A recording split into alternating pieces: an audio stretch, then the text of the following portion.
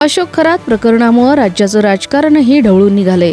याच प्रकरणी मनसे प्रमुख राज ठाकरे यांनी सोशल मीडियावर बेधडक पोस्ट केली आहे। यामध्ये कोणाच्या तरी महत्त्वाकांक्षांचे पंख छाटण्यासाठी या प्रकरणाचा वापर केला जात असल्याचं माझ्या कानावर आलंय, असं त्यांनी म्हटले। राज्याचे मुख्यमंत्री देवेंद्र फडणवीस हे म्हणाले की हे प्रकरण आम्ही शोधून काढलं आणि याचा तपास सुरू केलाय। जर तुम्हाला याचं श्रेय द्यायचं असेल तर मग हे प्रकरण घडत होतं आणि तुमच्या घटक पक्षातील अनेक नावांभोवती संशयाची सुई फिरत आहे, तेव्हा हे सगळं घडत असताना याचा कुठेच सुगावा का लागला नाही। माझ्या तर कानावर असं येतंय की कोणाच्या तरी महत्त्वाकांक्षाचे पंख छाटण्यासाठी या प्रकरणाचा वापर केला जात आहे। याचा अर्थ असा की एकदा का समोरच्यानं शरणागती पत्करली आणि काही काळ तरी कुरघोड्या थांबवल्या की हे प्रकरण वासनात गुंडाळलं जाईल, असं राज ठाकरे यांनी म्हटलंय। सातारा जिल्हा परिषदेच्या अध्यक्षपदाच्या निवडणुकीवेळी पोलिसांकडून शिंदे गट आणि राष्ट्रवादीच्या नेत्यांना झालेल्या धक्काबुक्कीवरून विधिमंडळातील वातावरण प्रचंड तापलं होतं। शिंदे सेनेच्या आमदारांनी साताऱ्याचे पोलीस अधीक्षक तुषार दोशी यांच्यासह पोलीस कर्मचाऱ्यांवर कारवाईची मागणी केली होती। त्यावर विधान परिषदेच्या उपसभापती नीलम गोरे यांनी तुषार दोशी यांच्या निलंबनाचे आदेश दिले होते। या सगळ्या घडामोडीनंतर उपमुख्यमंत्री एकनाथ शिंदे हे मध्यरात्री मुख्यमंत्र्यांच्या निवासस्थानी दाखल झाले होते। यावेळी दोन्ही नेत्यांमध्ये चर्चा झाली। यावेळी मुख्यमंत्री देवेंद्र फडणवीस यांनी साताऱ्यात शिवसेनेकडून खेळण्यात आलेली राजकीय खेळी आणि शंभूराजे देसाई यांच्या आरोपांबाबत नाराजी बोलून दाखवली। तसंच सांगली जिल्हा परिषद निवडणूक प्रकरणावरूनही मुख्यमंत्र्यांनी असहमती व्यक्त केल्याचं म्हटलं जाते। मोठा भाऊ म्हणून भाजपची भूमिका सामंजस्याची आहे, पण साताऱ्यासारखे प्रकरण खपवून घेतले जाणार नाही, असंही एकनाथ शिंदे यांनी यावेळी फडणवीसांना स्पष्टपणे सांगितलंय। नाशिकमधील महिला अत्याचार प्रकरणातील आरोपी भोंदू अशोक खरातच्या अटकेनंतर रुपाली चाकणकर यांचा महिला आयोगाच्या अध्यक्षपदाचा राजीनामा घेण्यात आला। चाकणकर यांचा पायउतार झाल्यानंतर आता राष्ट्रवादीकडून महिला आयोगाचं अध्यक्षपदही काढून घेण्याचा प्रयत्न भाजपकडून सुरू असल्याची माहिती समोर येतेय। भाजपनं महिला आयोगाचं अध्यक्षपद आता आपल्याकडे ठेवण्यासाठी आग्रह धरला असून त्या बदल्यात राष्ट्रवादी काँग्रेसला महामंडळ देण्यात येणार असल्याचं समजलं जाते। महिला आयोग पदावरून राष्ट्रवादी आणि भाजपात रस्सीखेच सुरू असल्याचं पाहायला मिळतंय। महिला आयोग पद महायुतीत राष्ट्रवादीच्या वाट्याला असल्यामुळं ते राष्ट्रवादी काँग्रेस पक्षालाच मिळायला हवं, अशी राष्ट्रवादीची भूमिका आहे। तर राष्ट्रवादीच्या वाट्याला असणारं महिला आयोग पद स्वतःकडे घेऊन त्या बदल्यात महिला आर्थिक विकास महामंडळ देऊ असा प्रस्ताव भाजपकडून देण्यात येत असल्याचं समजलंय। शालार्थ आयडीतील घोटाळा समोर आल्यानंतर भविष्यात असे गैरप्रकार घडू नयेत यासाठी माध्यमिक शिक्षण विभागानं सावध पवित्रा घेतलाय। राज्यातील सुमारे 17,000 माध्यमिक व उच्च माध्यमिक शाळांतील प्रत्येक शिक्षकांचं स्वतंत्र प्रोफाईल तयार केलं जाणार आहे। त्यात या शाळांवरील सुमारे 3 लाख शिक्षकांची संपूर्ण माहिती समाविष्ट केली जाणार आहे। नागपूरमध्ये बनावट शालार्थ आयडीचे धक्कादायक प्रकार समोर आल्यानंतर राज्यातील सर्वच खाजगी माध्यमिक शाळांतील सुमारे 3 लाख शिक्षकांच्या कागदपत्रांच्या पडताळणीचा निर्णय झालाय। शालार्थ आयडी घोटाळा शोधण्यासाठी राज्य शासनानं SIT स्थापन केली आहे। समितीचा अहवाल मे अखेर राज्य शासनाला सादर होणार आहे।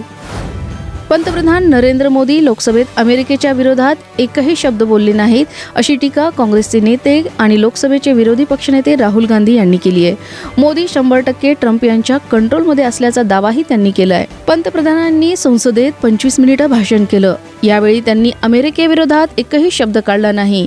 त्यावरून ते 100% ट्रम्प यांच्या कंट्रोलमध्ये असल्याचा दावा राहुल गांधी यांनी केलाय। राहुल गांधींनी केंद्र सरकारवरही निशाणा साधलाय। भारत सरकारनं पहिल्यांदा अमेरिकी उत्पादनांसाठी कृषी क्षेत्र खुलं केलंय, असा आरोप त्यांनी केला। ट्रेड डीलवरूनही राहुल गांधींनी पंतप्रधानांवर थेट निशाणा साधला। मोदींनी व्यापार करार करून भारताचं कृषी क्षेत्र अमेरिकेसाठी खुलं केलं। आपल्याकडे लहान शेती आहे तर अमेरिकेत मोठमोठे शेती असतात। आपल्याकडे शेतकरी बऱ्याचदा हाताने काम करतात, तिकडे मोठ्या मशीन असतात। जर अमेरिकेचा माल भारतात यायला लागला तर आपले शेतकरी उद्ध्वस्त होतील। त्यामुळं कोणत्याच पंतप्रधानांनी अमेरिकेसाठी कृषी क्षेत्र खुलं केलं नव्हतं, असंही राहुल गांधी यांनी म्हटलंय। लोकसभा आणि विधानसभेत महिला आरक्षण लागू करण्याच्या प्रक्रियेला केंद्र सरकारनं गती देण्याचा निर्णय घेतलाय। याबाबत संसदेच्या दालनात सत्ताधारी आणि विरोधी पक्षांच्या काही खासदारांशी चर्चा झाली असून हा कायदा लागू करण्याबाबत सहमती दर्शवण्यात येतेय।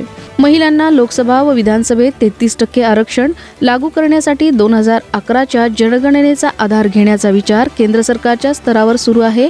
या प्रस्तावामुळे नव्या जनगणना आणि मतदारसंघ फेररचना या दोन्ही अटी टाळून महिला आरक्षण लागू करण्याचा मार्ग मोकळा होण्याची शक्यता आहे। कोलंबियात हवाई दलाचं एक विमान दुर्घटनाग्रस्त होऊन कोसळल्याची घटना समोर आली आहे. या विमानातून 110 जवान प्रवास करत होते अशी माहिती समोर आली आहे.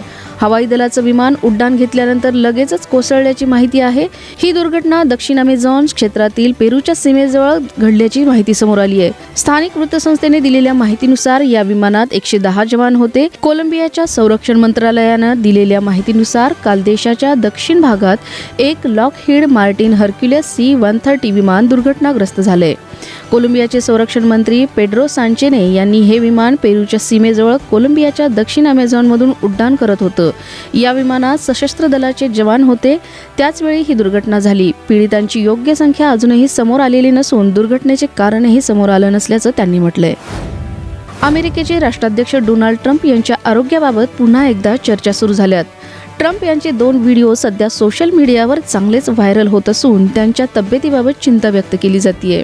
एअरफोर्स 1 विमानातून उतरताना ट्रम्प यांचा तोल जातो तर खुर्चीवर बसताना ते अडखळतात असे 2 हे व्हिडिओ असून यावरून आता नेटकऱ्यांमध्ये चर्चा रंगू लागल्यात. 79 वर्षीय ट्रम्प यांच्या आरोग्याबाबत यापूर्वी देखील विविध प्रश्न उपस्थित करण्यात आले होते. अमेरिकेचे राष्ट्राध्यक्ष डोनाल्ड ट्रम्प यांचं सध्या 79 वय आहे. वाढत्या वयामुळे अनेकांनी त्यांच्या आरोग्याबाबत चिंता व्यक्त केली आहे. वाढत्या वयानुसार वाढणारा थकवा, संत गतीने चालणं आणि त्वचेचा रंग याबाबत विविध भाष्य केली जात आहेत. माजी राष्ट्राध्यक्ष जो बायडन यांनी देखील अनेक वेळा ट्रम्प यांच्या अडखळण्यावरून टीका केली आहे. पाकिस्तान सुपर लीग 26 मार्चपासून सुरू होणार असून या स्पर्धेत सहभागी होण्यासाठी बांगलादेश क्रिकेट बोर्डानं अखेर मोठा निर्णय घेतलाय. त्यांनी आपल्या खेळाडूंना परवानगी दिली आहे. मात्र यंदाची स्पर्धा प्रेक्षकांविना रिकाम्या स्टेडियममध्ये खेळवली जाणार आहे. BCCIनं याबाबत दिलेल्या अधिकृत निवेदनात सांगितलंय. पाकिस्तानमधील सुरक्षेच्या पार्श्वभूमीवर त्यांनी युवा व क्रीडा मंत्रालय तसेच परराष्ट्र मंत्रालयाशी सविस्तर चर्चा केली. त्यानंतर खेळाडूंच्या सुरक्षेबाबत कोणतीही चिंता नसल्याची खात्री झाल्यानंतरच त्यांना PSL मध्ये खेळण्यात हिरवा कंदील देण्यात आलाय. BCCIनं पुढे स्पष्ट केलंय की पाकिस्तानकडून मिळालेल्या ठोस आश्वासनानंतर त्यांच्या खेळाडूंनी स्पर्धेसाठी पाकिस्तानकडे रवाना होण्यास सुरुवात केली आहे. आमच्या खेळाडूंची सुरक्षा आणि कल्याण हीच आमची सर्वोच्च प्राथमिकता आहे असंही बोर्डानं ठामपणे नमूद केलंय. आदित्य धर दिग्दर्शित धुरंधर 2 सिनेमा गेल्या काही दिवसांपासून बॉक्स ऑफिसवर धुमाकूळ घालतोय. या सिनेमानं प्रेक्षकांची मनं जिंकली आहेत. अल्लू अर्जुन, महेश बाबू, अक्षय कुमार आणि विजय देवरकोंडा यासारख्या अनेक सेलिब्रिटींनीही सोशल मीडियावर या सिनेमाचं उघडपणे कौतुक केलंय. अशातच आता सिनेसृष्टीचे थलैवा म्हणजेच रजनीकांत यांनीही आता धुरंधर 2 वर स्तुतीसुमनं उधळली आहेत. त्यासोबतच हा सिनेमा मस्ट वॉच असल्याचं म्हटलंय. याशिवाय त्यांनी प्रत्येक भारतीयानं हा सिनेमा पाहावं असंही आवाहन केले.